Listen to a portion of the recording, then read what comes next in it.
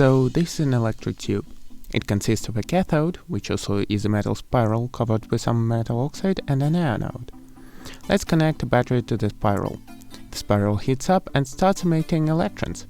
But the electrons have nowhere to go and they stay in a cloud around the cathode. Here's an AC power supply and its voltage chart. To put things simpler, let's assume that it's a chart of potential on the terminal of power supply. Let's stop the time as soon as we connect the power supply to our tube. The voltage on the cathode of tube is positive 100 volts. The voltage on the anode is 0. On the anode, electrons go from the power supply to the terminal inside the tube, but they just can't escape because the terminal is cold and they stay trapped.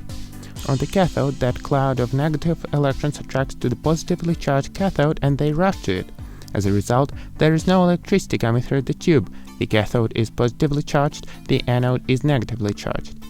Now let's fast forward to that moment of time. Here we have negative 100 volts on the terminal, but to put things simply, let's assume that we just swapped terminals and now cathode is 0 and anode is positive 100.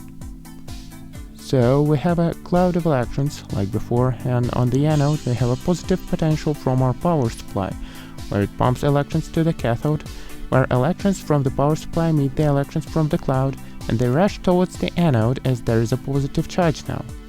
Now let's resume the time.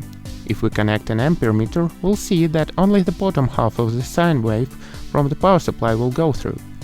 This way the tube works like a one-way valve, letting electricity flow from anode to cathode but not backwards. This is called a vacuum diode.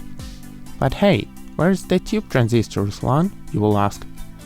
Well, they are called triodes. They are just like diodes but with a mesh between an anode and a cathode, and by changing its potential relatively to cathode we can open and close the gate whenever we want, letting electrons go and stopping their flow. Well, that wraps it up. Thank you for watching, and I hope it's not boring now because I spent a whole fucking hour and a half on it. Bye!